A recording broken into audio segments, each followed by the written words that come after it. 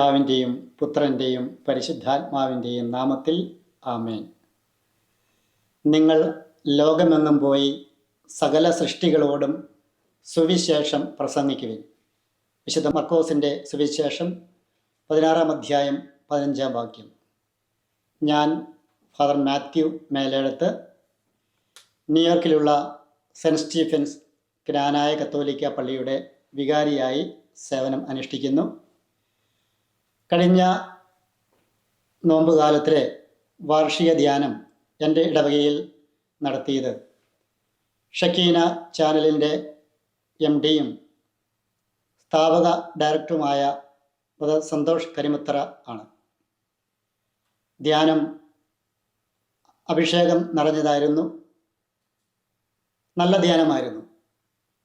ആ ധ്യാന ദിവസങ്ങളിൽ ഷക്കീന ടെലിവിഷൻ്റെ പ്രവർത്തനങ്ങളെക്കുറിച്ച് കൂടുതലായിട്ട് അറിയുവാൻ കഴിഞ്ഞു.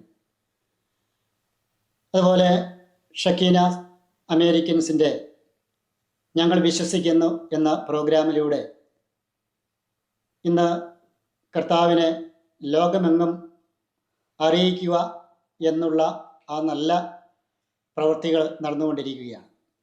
ഈ പ്രോഗ്രാമിലേക്ക് എന്നെ ക്ഷണിച്ചതിന് ബ്രദർ സന്തോഷ് കരിമുത്രയ്ക്കും ഇതിൻ്റെ എല്ലാ സംഘാടകരെയും ഞാൻ നന്ദി പറയുന്നു.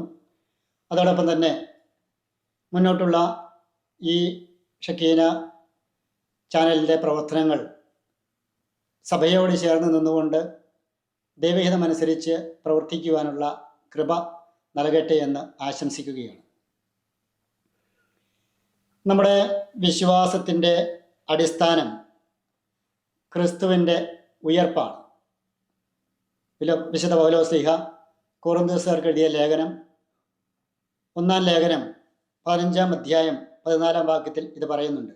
ക്രിസ്തു മരിച്ചവരിൽ നിന്ന് ഉയർപ്പിക്കപ്പെട്ടിട്ടില്ല എങ്കിൽ നിങ്ങളുടെ വിശ്വാസം വ്യർത്ഥവും ഞങ്ങളുടെ പ്രസംഗം നിരർത്ഥവുമാണ്. നമ്മുടെ വിശ്വാസ വളർച്ച ഉദ്ധിതനെ പ്രസംഗിക്കലാണ്, ഉദ്ധിതനെ ജീവിക്കലാണ്. അവിടുന്ന് പറയുകയാണ്, നിങ്ങൾ ലോകമെങ്ങും പോയി സകല സൃഷ്ടികളോടും സുവിശേഷം പ്രസംഗിക്കുക, പോവുക, പ്രഘോഷിക്കുക. ഇവിടെ church is the mystical body of Jesus Christ. Church is the continuation of the risen Lord. രക്ഷകനായ ഈശോ ഈ ലോകത്തിലേക്ക് വന്ന് പിതാവായ ദൈവത്തിൻ്റെ സ്നേഹത്തെക്കുറിച്ചും കരുണയെക്കുറിച്ചും നമ്മളെ പഠിപ്പിച്ചു. അവിടുന്ന് തന്നെ ശൂന്യനാക്കി നമ്മിൽ ഒരുവനായി ഈ ലോകത്തിൽ വന്നു പിറന്ന് പീഡാസഹനം, കുരിശുമരണം, ഉത്ഥാനത്തിലൂടെ ലോകത്തിന് രക്ഷ പ്രദാനം ചെയ്തു. തുടർന്ന് ഈശോ ശിഷ്യന്മാരെ തൻ്റെ ദൗത്യം ഏൽപ്പിക്കുകയാണ്. വിശുദ്ധ ലൂക്കായുടെ സുവിശേഷം 24-ാം അധ്യായത്തിൽ നാം അത് കാണുന്നുണ്ട്. നിങ്ങൾ ലോകമെങ്ങും പോയി സകല സൃഷ്ടികളോടും സുവിശേഷം, നല്ല വിശേഷം, നല്ല വാർത്ത അറിയിക്കുകയാണ്. ഇവിടെ എന്താണ് നല്ല വാർത്ത?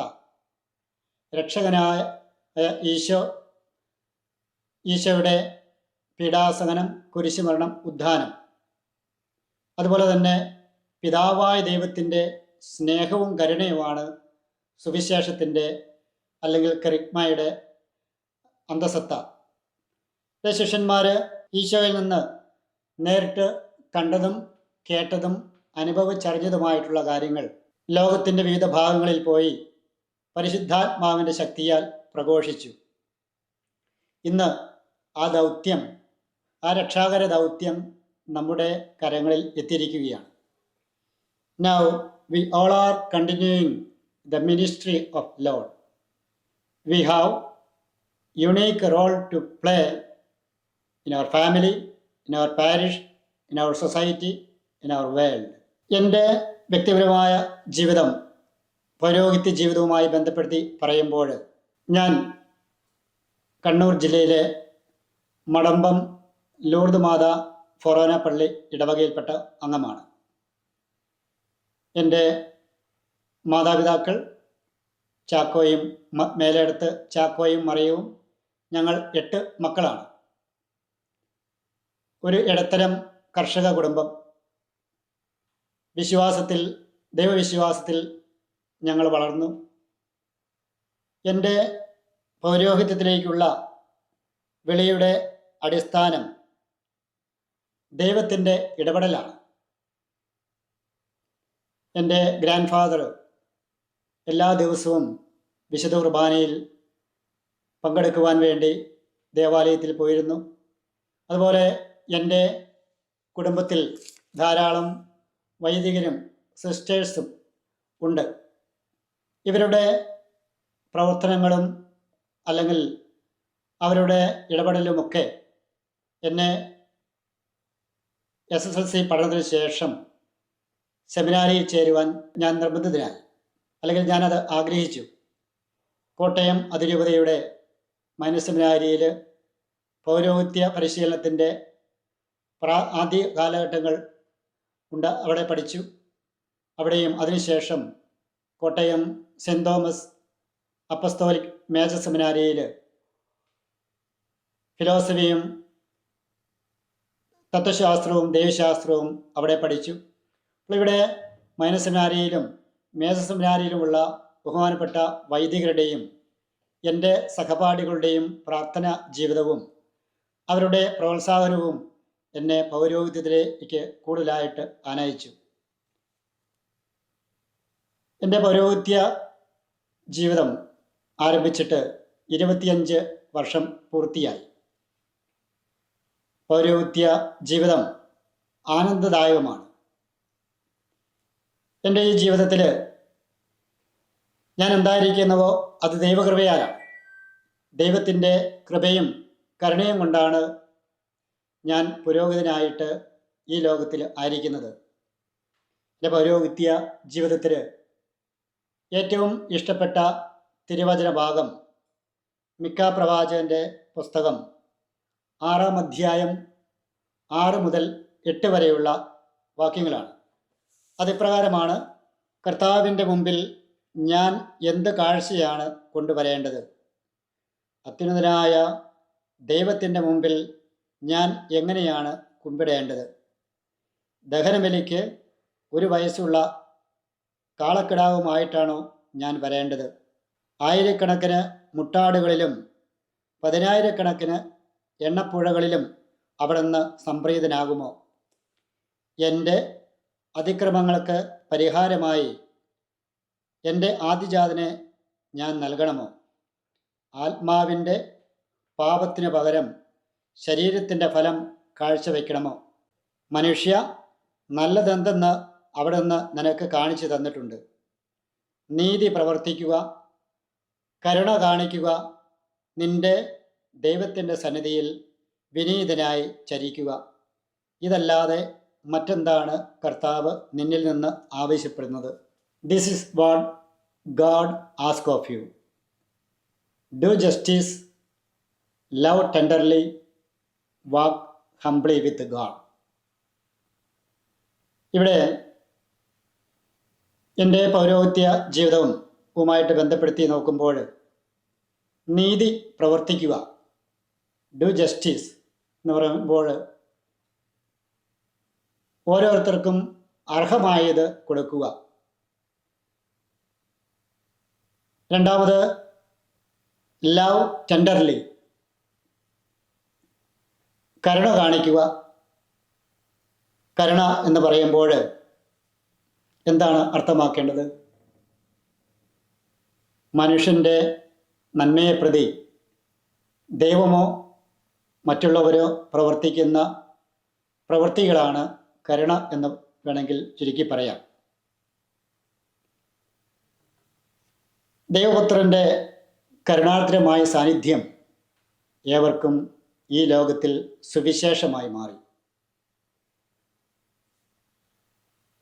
പരസ്യപാപികളെന്ന് സമൂഹം മുദ്രകുത്തപ്പെട്ട് മാറ്റി നിർത്തിയവരുടെ ഒക്കെ ഈശോയുടെ സ്നേഹോഷ്മളമായ സമീപനത്തിലൂടെ, കാരുണ്യം നിറഞ്ഞ പ്രവൃത്തിയിലൂടെ അവർക്ക് ജീവൻ നൽകുകയാണ് ചെയ്തത്. സഹോദരനോട് കരുണ കാണിക്കാത്തവന് ദൈവത്തിൻ്റെ കാരുണ്യം അവകാശപ്പെടാനാവില്ല എന്ന് വിശുദ്ധ മത്തായിയുടെ സുവിശേഷം 5-ാം അധ്യായം 23-ാം വാക്യത്തിൽ പറയുന്നുണ്ട്. അതുപോലെ കരുണ കാണിക്കാത്തവരുടെ ബലി നിരസിക്കും എന്ന് ആമോസ്, ഹോസിയ എന്നീ പ്രവാചകന്മാരിലൂടെ കർത്താവ് നമ്മോട് അരുളി ചെയ്യുന്നുണ്ട്. ആമോസിൻ്റെ പുസ്തകം 5-ാം അധ്യായം 21 മുതൽ 24 വരെയുള്ള വാക്യങ്ങളിൽ പ്രകാരം പറയുന്നുണ്ട്: നിങ്ങളുടെ തിരുനാളുകളോട് എനിക്ക് വെറുപ്പാണ്, നിങ്ങളുടെ മഹാസമ്മേളനങ്ങളിൽ ഞാൻ പ്രസാദിക്കുന്നില്ല, നിങ്ങളുടെ ദഹനബലികൾ എനിക്ക് സ്വീകാര്യമല്ല.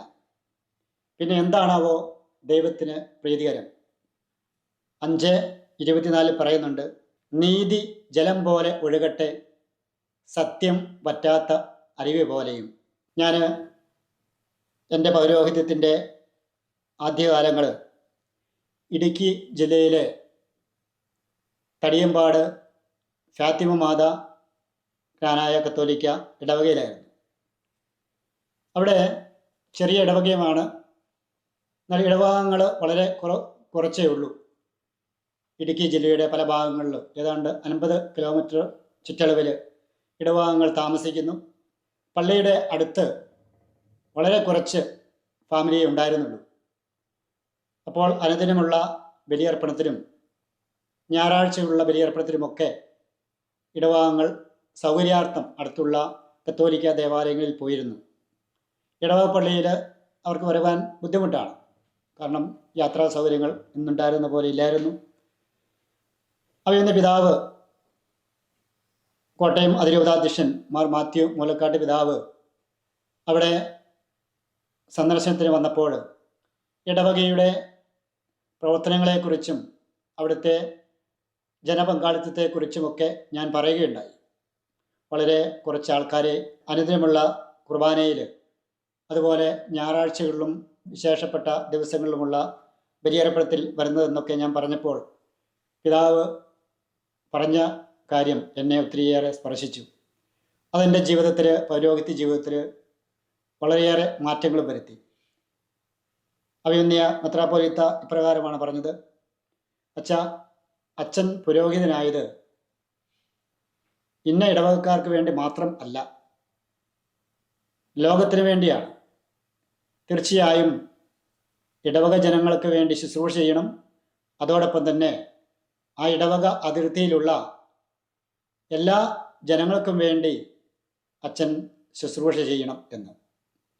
തുടർന്ന് ഞാൻ ഓർക്കുന്നു, അവിടെ പരിമിതികൾ ഉള്ള സ്ഥല സൗകര്യങ്ങളും യാത്രാ സൗകര്യങ്ങളും ഒക്കെ പരിമിതികളുള്ള ഒരു ഏരിയ ആയിരുന്നു ആ കാലഘട്ടത്തിൽ. 2000-2004 കാലഘട്ടങ്ങളിൽ പ്രതികൂലമായ കാലാവസ്ഥ, ഒത്തിരിയേറെ ബുദ്ധിമുട്ടുകൾ ഉണ്ടായിരുന്ന ഒരു സമയമാണ് ജനങ്ങൾക്ക്, ആ നാട്ടിലെ ജനങ്ങൾക്ക്.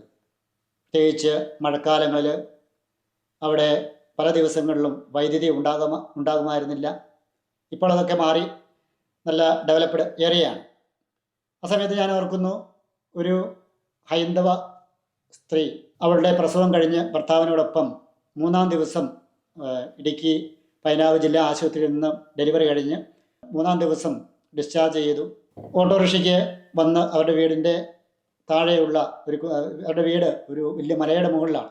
താഴെ ഇറങ്ങി പിന്നെ ആ കുഞ്ഞിനെയും കയ്യിലേന്തി ആ സ്ത്രീയും അവളുടെ ഭർത്താവും ആ വലിയ മല കയറി പോവുകയാണ്. അന്വേഷിച്ചപ്പോൾ വളരെ സാമ്പത്തികമായ ബുദ്ധിമുട്ടുള്ളവരാണ്. ചെറിയ ഒരു കുടിലാണ്, അവരുടെ മലയുടെ മുകളിലാണ് അവർക്ക് താമസം എന്ന് ഒക്കെ അറിയുകയുണ്ടായി. ഈ കാര്യങ്ങൾ അവിടെ ഇടവക ജനങ്ങളോടും മറ്റുള്ളവരോടും, അതുപോലെ കോട്ടയം അതിരൂപതയിലുള്ള സോഷ്യൽ സർവീസ് ഡിപ്പാർട്ട്മെൻറ്റിൽ അറിയിച്ചു. അങ്ങനെ അവർക്ക് പിന്നീട് ഒരു ചെറിയ വീട് പണിയാനുള്ള സൗകര്യങ്ങൾ ഏർപ്പാട് ചെയ്തു. ഇതറിഞ്ഞ് അവിടെയുള്ള മറ്റ് വിഭാഗത്തിൽപ്പെട്ട അകത്തോലിക്കരും ക്രൈസ്തവരുമൊക്കെ പിന്നീടും പല വീടുകൾ, സാമ്പത്തിക ബുദ്ധിമുട്ടുകൾ ഒക്കെ അറിയിച്ചപ്പോൾ അതിരൂപതയുമായിട്ട് സഹകരിച്ചുകൊണ്ട് മുഖനോട്ടമില്ലാതെ എല്ലാവർക്കും കർത്താവിൻ്റെ കരുണാത്രപരമായിട്ടുള്ള പ്രവൃത്തികൾ ചെയ്യാൻ കഴിഞ്ഞു. അങ്ങനെ കേരളത്തിലും ഇവിടെ അമേരിക്കയിലും കൂടുതൽ സമയം ഞാൻ ഇടവകയിലായിരുന്നു. അതുപോലെ ആശുപത്രിയിൽ, ഹോസ്പിറ്റലിൽ ചാപ്ലൈനായിട്ടും സേവനം ചെയ്തിരുന്നു. ഞാൻ ഓർക്കുന്നു, ഏതാനും വർഷങ്ങൾക്ക് മുമ്പ് വയനാട്ടിൽ ആയിരുന്നപ്പോൾ, വയനാട് പെരിക്കല്ലൂർ സെൻറ് തോമസ് പള്ളിയുടെ വികാരി ആയിരുന്നു. അവിടെ കേരള കർണാടകത്തിൻ്റെ ബോർഡർ കബനിപ്പുഴയുടെ തീരത്ത് ചെറിയൊരു വീടുമായിട്ട്, പൊട്ടിപ്പൊളിഞ്ഞ ഒരു വീടുമായിട്ട് ഒരു പ്രായം ചെന്ന അമ്മച്ചിയും അമ്മച്ചിയുടെ മകനും താമസിക്കുന്നുണ്ട്.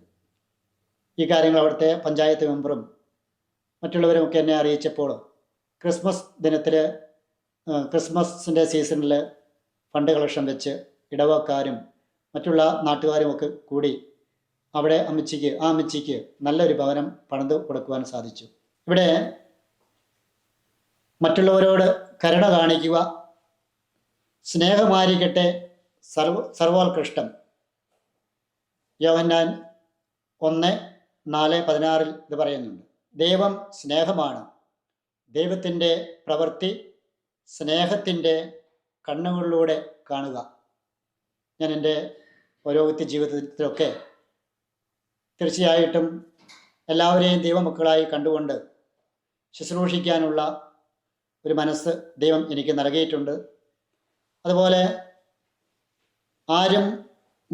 ആരും അല്ലാത്തവരെ നിനക്ക് സഹായിക്കാൻ കഴിയണം.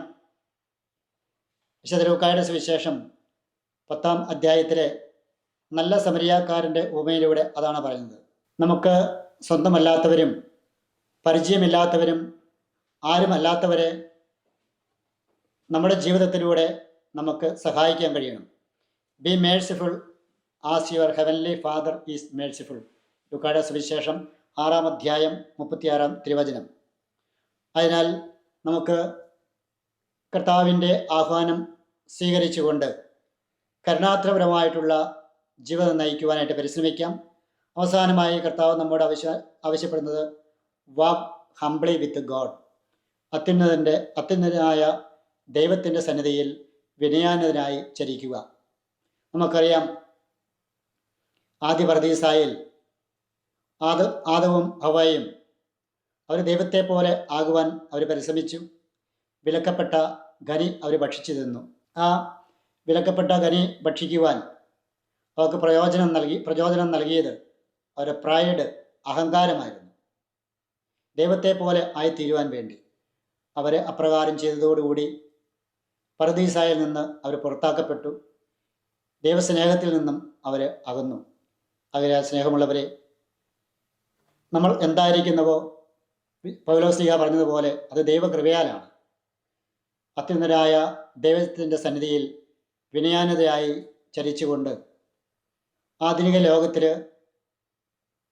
കർത്താവിന് സാക്ഷ്യം വഹിക്കുവാനായിട്ട് നമുക്ക് പരിശ്രമിക്കാം.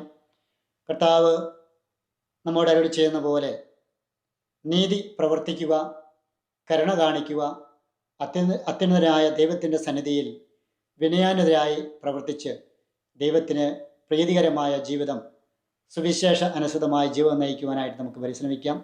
സർവശക്തനായ ദൈവം നമ്മെ ഏവരെയും അനുഗ്രഹിക്കട്ടെ. പിതാവിൻ്റെയും പുത്രൻ്റെയും പരിശുദ്ധാത്മാവിൻ്റെയും നാമത്തിൽ ആമേൻ.